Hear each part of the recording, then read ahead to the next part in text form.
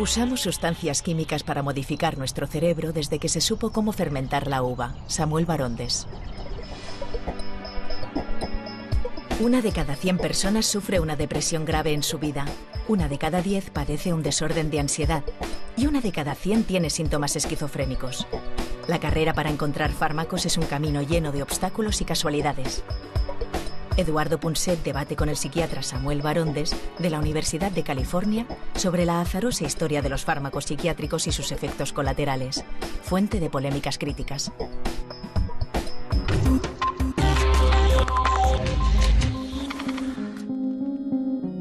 Al comienzo de la década de los años 60,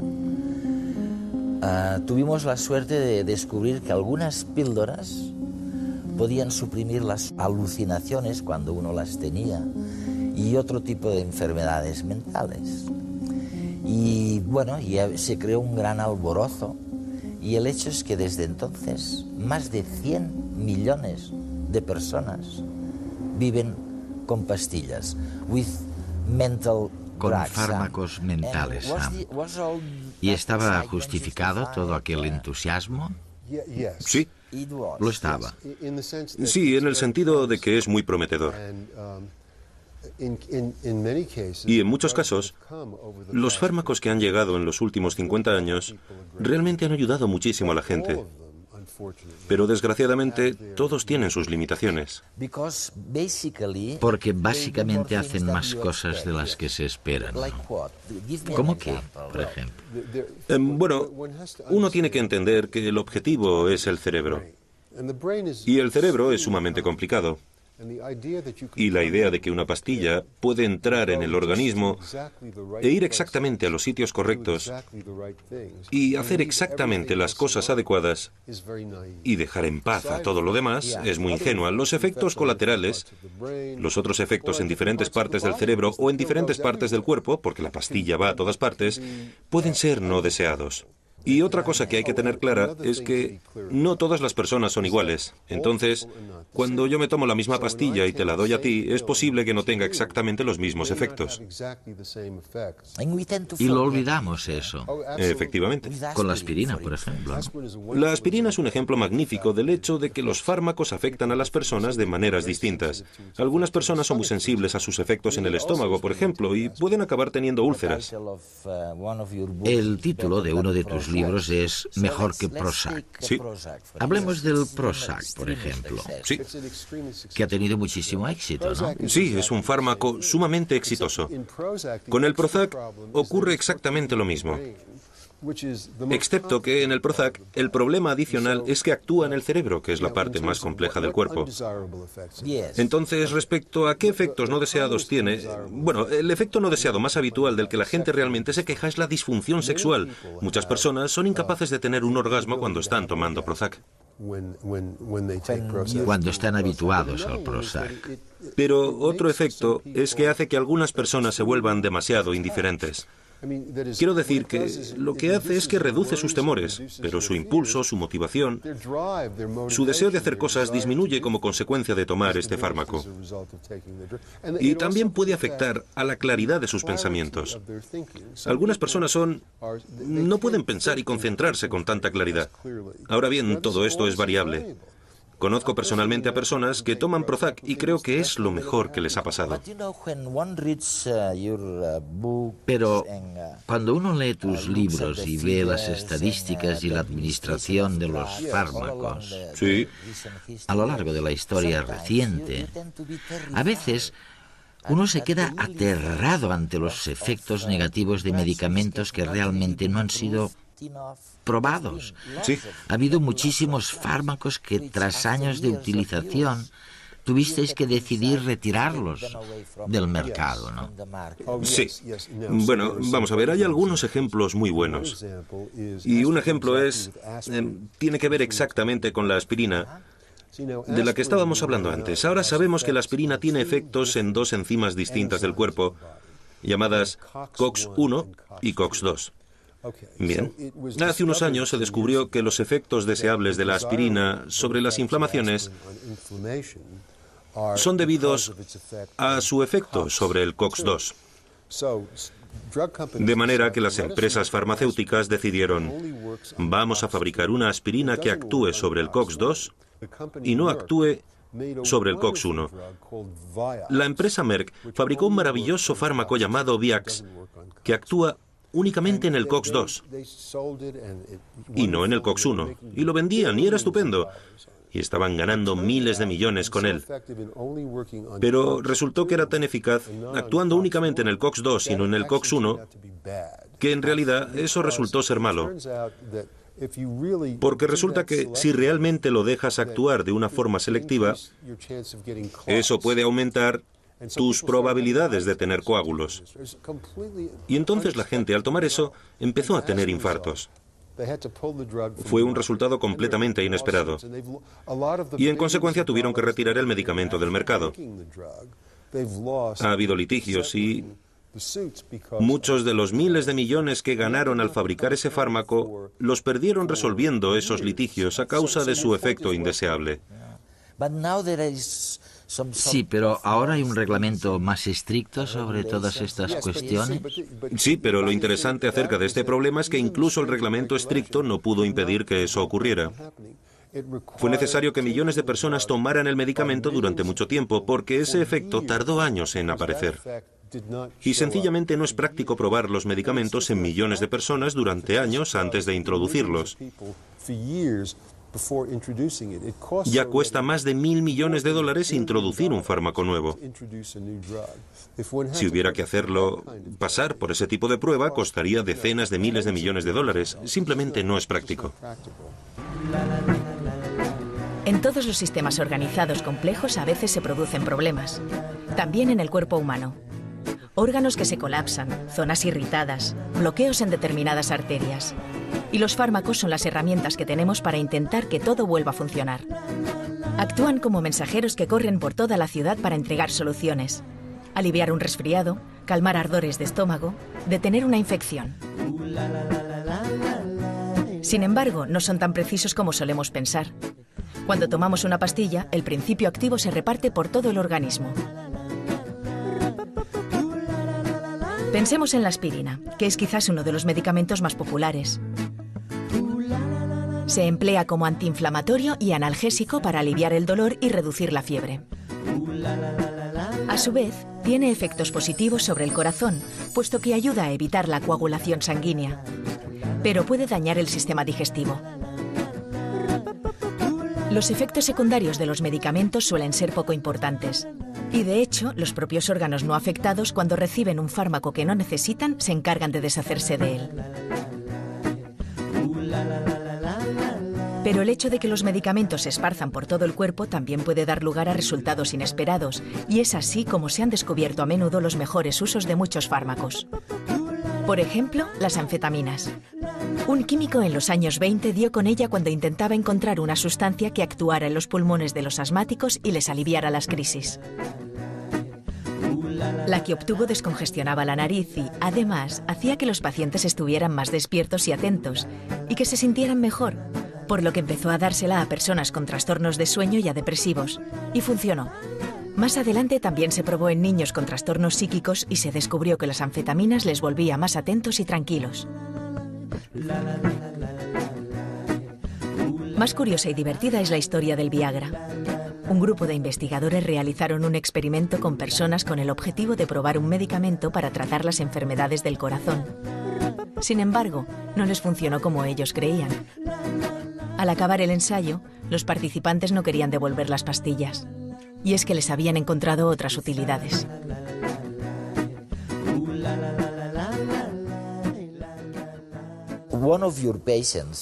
Una de tus pacientes, ¿Sí? Clara, creo que es su nombre, tuvo la tentación de dejar de lado todos los medicamentos. Sí. Lo que quería era probar la terapia cognitiva. Clara probó la terapia cognitiva antes de probar el Prozac. Mucho antes. En su caso particular... Así es. Sí, pero en realidad la terapia cognitiva es una herramienta sumamente útil para la depresión. Y de hecho, algunos estudios muestran que puede ser tan eficaz como el Prozac. Y en algunas personas, más más eficaz que el Prozac. A algunos médicos les gusta usar ambas cosas, y a veces la combinación puede ser incluso más eficaz que una cosa o la otra. Pero como ocurre con todos los tratamientos, las diferentes personas responden de maneras distintas. Ella encontraba que era un poco tonto. Quiero decir, ella, Clara, como recordarás, es filósofa, de manera que no es una paciente corriente, y cuando las personas hacían la terapia cognitiva y le decían, mira, Clara, no estás pensando correctamente acerca de la forma en que... Tú sabes, en realidad tu madre... Ella decía, ay, no me vengas con esas tonterías. Entonces lo interesante es que en realidad ella no era, con toda su sofisticación, la persona ideal para la terapia cognitiva, aunque muchos filósofos lo son. De modo que los tratamientos en psiquiatría, como en toda la medicina, tienen que estar hechos a la medida de una persona a la vez.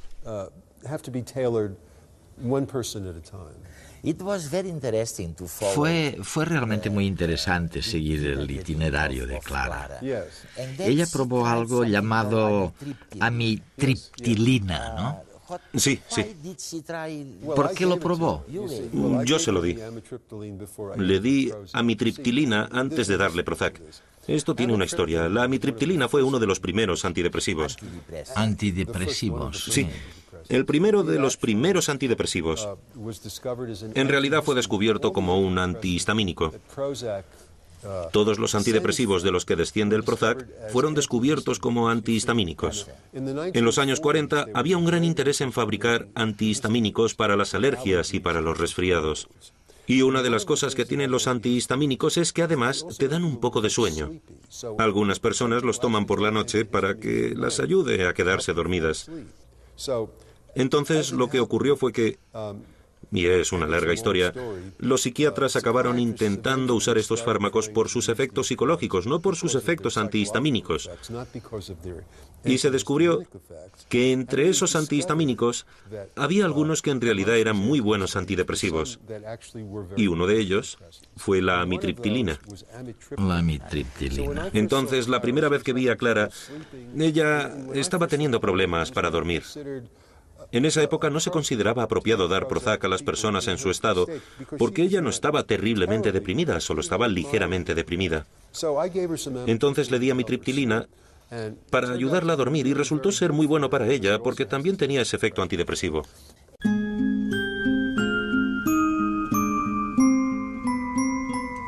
Hay muchos tipos de obsesiones, los que son ordenados, los que van por la calle tienen que decir, tengo que pisar las baldosas rojas o el número de baldosas pares, una sí, una no, ¿no? Luego los que tienen miedo a las enfermedades, los que tienen miedo a la suciedad.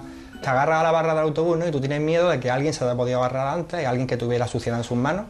Y luego pues tú tienes miedo, por ejemplo, vas a una cafetería y eres incapaz con las manos, después de haberte bajado del autobús, de comerte una bolsa de patatas con las manos o una tostada o cualquier cosa que tengas que tocar con las manos, porque te da miedo a que al comerte esa cosa tú te puedas infectar de algo. En el fondo es una idea irracional. Entonces pues hace la compulsión, que es lo que tratas de evitar ese comportamiento, y neutraliza la ansiedad que te provoca la obsesión. Te vuelves muy ingenioso, pero digamos que es un arma de doble filo, porque cuando va pasando el tiempo la obsesión se va haciendo mayor y cada vez tienes que hacer más rituales para poder neutralizar la ansiedad. Yo tengo diagnosticado trastorno obsesivo compulsivo. Al principio tú piensas que, vale, que no es una cosa normal, pero bueno, está ahí y está quieta. Pero es que las obsesiones te van invadiendo el día a día y te van minando por dentro. Te dejan un estado anímico depresivo total y los síntomas se suelen ocultar a amigos, se suelen ocultar a la familia por vergüenza, porque como son irracionales, claro, se lo cuentas a alguien y a lo mejor no se lo cree, ¿no? Las estadísticas dicen que un paciente tarda de media unos 8 años en acudir a un especialista.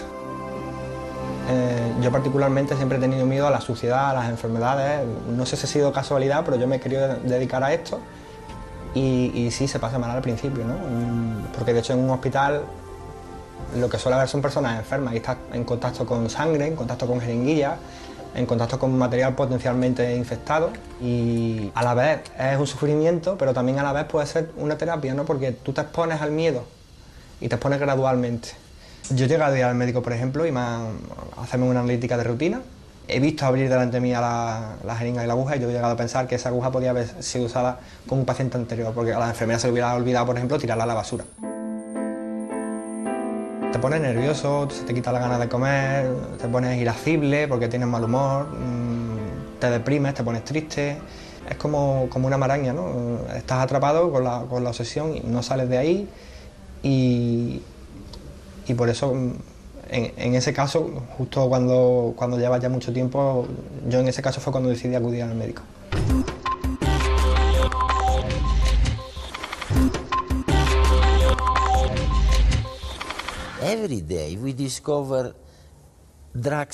Cada día descubríamos medicamentos que eran buenos, que se creía que eran buenos para curar la esquizofrenia, por ejemplo. Un fármaco que se creía que podía curar la esquizofrenia, de hecho, era responsable de una infección. Podía cambiar algo en la sangre. Sí, clozapina, que de hecho es un fármaco estupendo. También tiene un efecto en ciertos glóbulos blancos, de modo que en ciertas personas puede suprimir a los glóbulos blancos y disminuir la respuesta inmunitaria. Y por lo tanto, pueden tener infecciones, de manera que si quieres tomar clozapina tienes que controlar reiteradamente cada 1 o 2 semanas esos glóbulos blancos para asegurarte de que no están siendo dañados.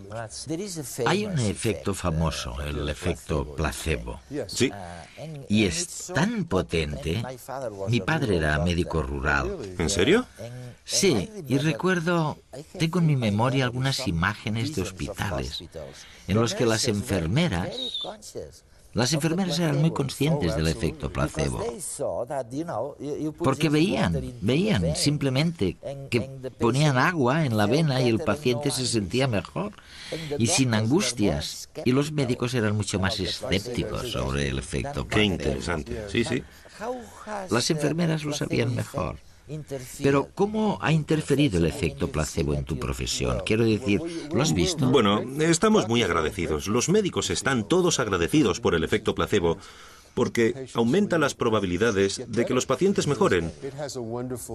Tiene un maravilloso efecto favorable. 30%. Sí, un 30%. Bueno, en la depresión es así, pero por supuesto hace que resulte difícil estudiar los efectos de la medicación, porque tienes que compensar eso. Tienes menos facilidad para evaluar el verdadero efecto terapéutico porque tienes que restarle el efecto placebo.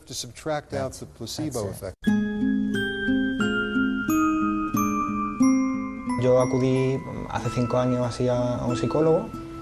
En principio tú le cuentas lo que te pasa y en las primeras sesiones, bueno, pues más o menos te van haciendo unos test sobre el nivel de ansiedad que tienes, el nivel de obsesiones, te preguntan, y después se llega a un diagnóstico.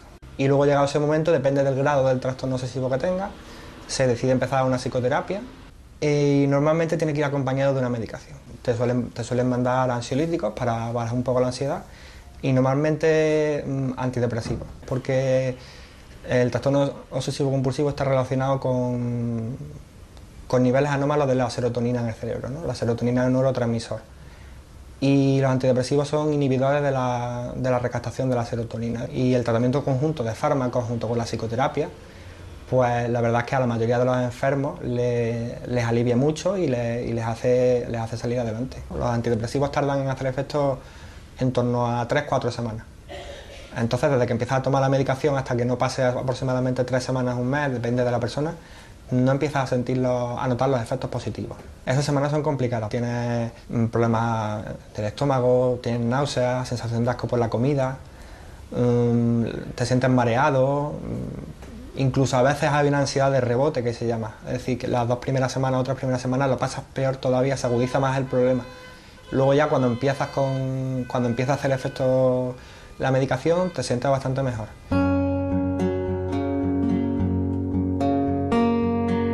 Se cree que el tratamiento obsesivo compulsivo es crónico y la medicación en muchos casos se debe mantener de por vida. Yo he sufrido consecuencias adversas al tomar algunos fármacos. Por ejemplo, la fluoxetina, cuando empecé a tomarla, a mí no me fue bien. Los que vamos quedando atrás vamos sentando experiencia para los que vienen después. Y en base a eso se puede seguir avanzando. Tenía una irritación constante, la verdad. Todo el día estaba de mal humor, me sentía mal por todo, me quejaba. Y entonces se lo comenté y me dijo que bueno, que íbamos a intentar cambiar de fármaco.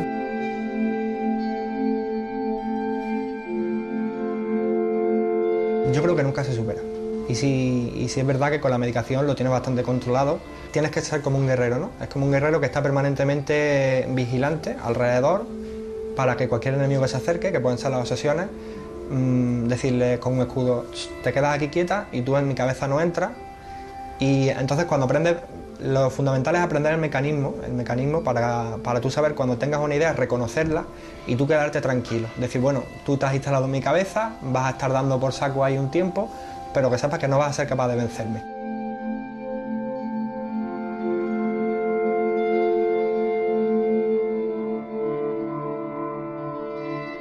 Sam, from what you say and think, Sam, de lo que dices y piensas, ¿podría extraer una conclusión? Los medicamentos se utilizaban para personas con enfermedades y minusvalías, ¿no? Sí.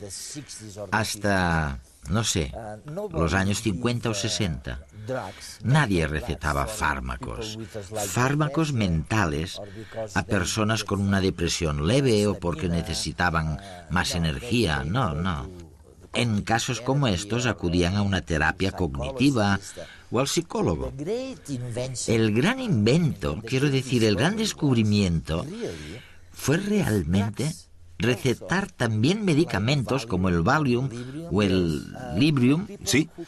a personas que solamente tenían un trastorno mental leve, que no tenían daños serios.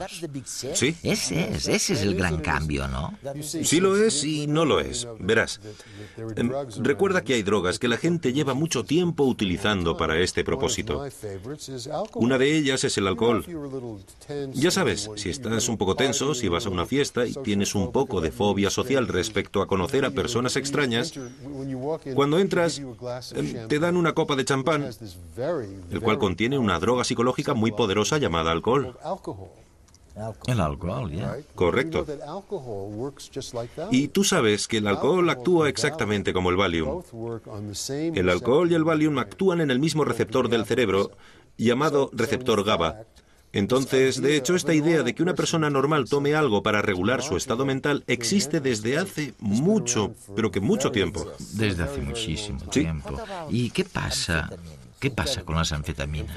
Es increíble lo mucho que se usan las anfetaminas. Las usan para el trastorno de déficit de atención. Muchísimo los jóvenes. Sí. Las anfetaminas tienen un verdadero potencial para el daño, porque si realmente te empiezan a gustar y empiezas a tomar dosis muy grandes, realmente pueden causarte enormes problemas.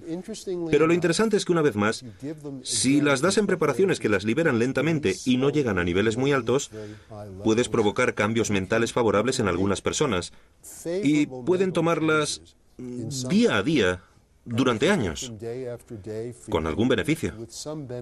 Por tanto, Pero en cierto modo, tú sientes que hay un peligro, que dentro de 10 o 20 años podría aparecer alguien y decir, las anfetaminas tienen estos efectos negativos. sí. En realidad siempre existe ese peligro, y el Prozac también tiene ese peligro. Pero ahora llevamos mucho tiempo utilizándolo. El Prozac lleva más de 20 años en el mercado en Estados Unidos.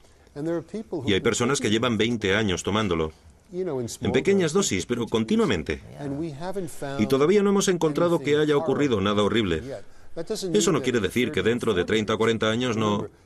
Bueno, es como fumar. Fumar no provoca cáncer hasta...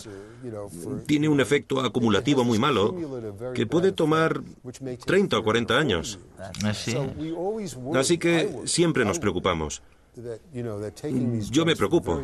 Me preocupa que tomar estos fármacos durante periodos de tiempo muy prolongados pueda tener algún efecto adverso que desconocemos. Pero hasta ahora, sorprendentemente, la gente puede tomar Prozac durante periodos muy largos, o anfetaminas o Valium durante periodos largos. Parece que no hay problemas. Mi última pregunta. Mi última pregunta tiene que ver con... ¿qué tienen que ver los animales con las enfermedades mentales? Lo que hemos visto es que al principio tus colegas utilizaban animales muy caros para experimentar, ya lo sabes, los primates. Sí. Y ahora animales menos caros. Pero aún y así, Bueno, me estoy refiriendo a las ratas. ¿Qué tiene que ver una rata o un ratón con mi depresión mental? La mayoría de las enfermedades mentales tiene un enorme componente en las partes inferiores del cerebro, los sistemas emocionales. Es verdad. Y los sistemas emocionales son muy similares en las personas y en los ratones.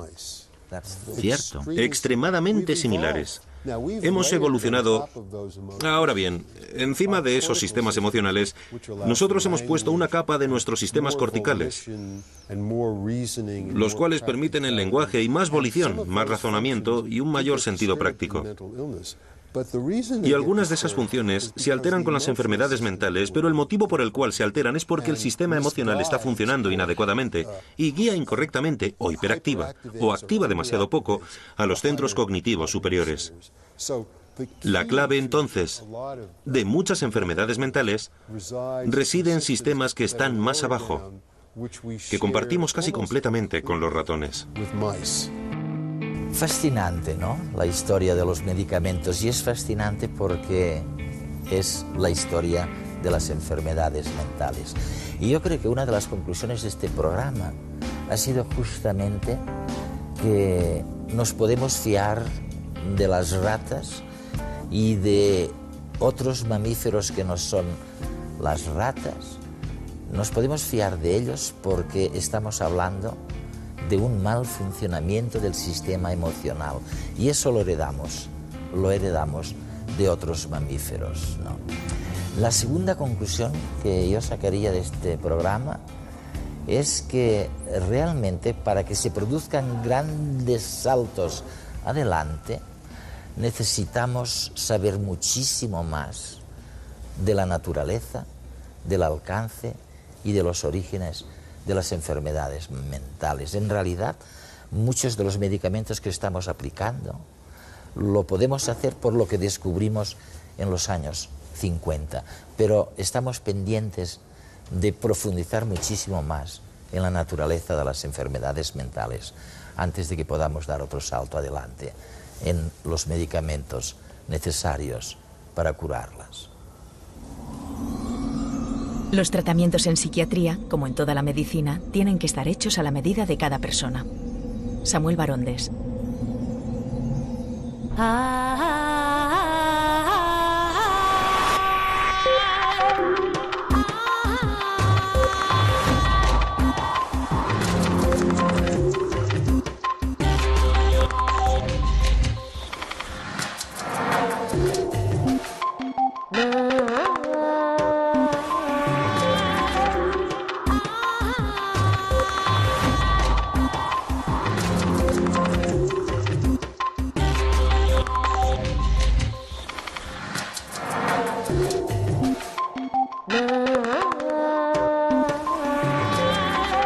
Uno se queda aterrado ante los efectos negativos de medicamentos que realmente no han sido probados. Sí. Ha habido muchísimos fármacos que tras años de utilización tuvisteis que decidir retirarlos del mercado, ¿no? Sí. Bueno, vamos a ver, hay algunos ejemplos muy buenos. Y un ejemplo tiene que ver exactamente con la aspirina, de la que estábamos hablando antes. Ahora sabemos que la aspirina tiene efectos en dos enzimas distintas del cuerpo, llamadas COX-1 y COX-2. Bien, hace unos años se descubrió que los efectos deseables de la aspirina sobre las inflamaciones son debidos a su efecto sobre el COX-2.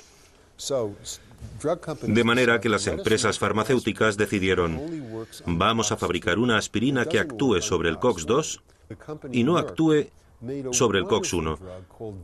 La empresa Merck fabricó un maravilloso fármaco llamado Viax, que actúa únicamente en el COX-2, que en el Prozac el problema adicional es que actúa en el cerebro, que es la parte más compleja del cuerpo. Entonces, respecto a qué efectos no deseados tiene, bueno, el efecto no deseado más habitual del que la gente realmente se queja es la disfunción sexual.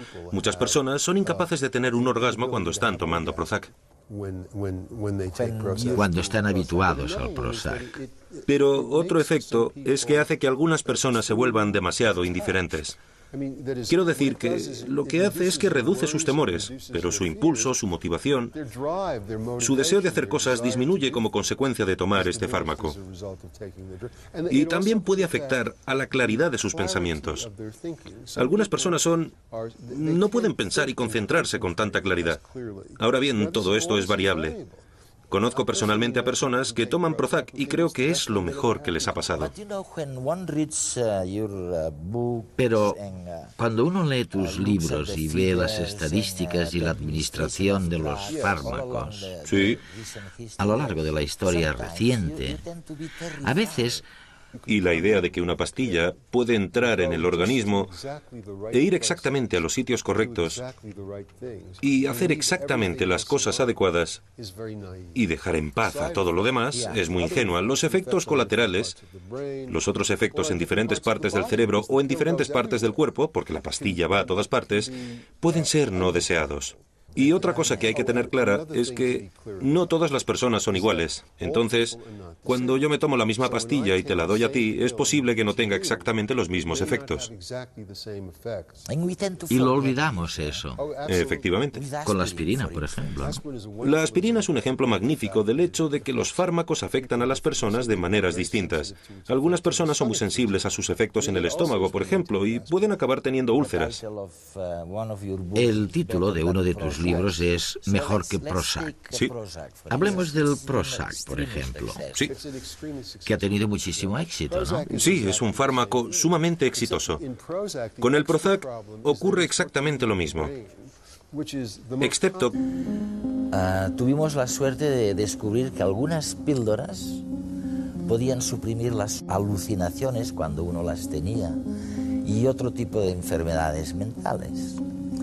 Y bueno, ya se creó un gran alborozo y el hecho es que desde entonces más de 100 millones de personas viven con pastillas, Con fármacos mentales, Sam. ¿Y estaba justificado todo aquel entusiasmo? sí. Lo estaba. Sí, en el sentido de que es muy prometedor. Y en muchos casos, los fármacos que han llegado en los últimos 50 años realmente han ayudado muchísimo a la gente. Pero desgraciadamente, todos tienen sus limitaciones. Porque básicamente hacen más cosas de las que se esperan, ¿no? ¿Cómo qué, por ejemplo? Bueno, uno tiene que entender que el objetivo es el cerebro. Y el cerebro es sumamente complicado.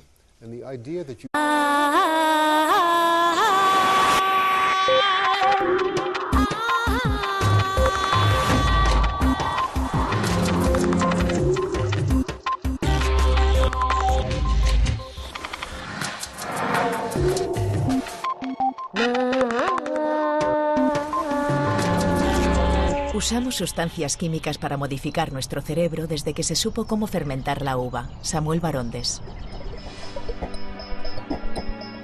Una de cada 100 personas sufre una depresión grave en su vida. Una de cada 10 padece un desorden de ansiedad. Y una de cada 100 tiene síntomas esquizofrénicos.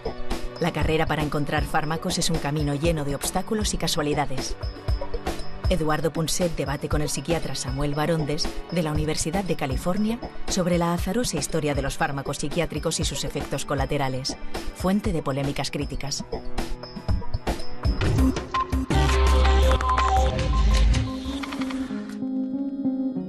Al comienzo de la década de los años 60,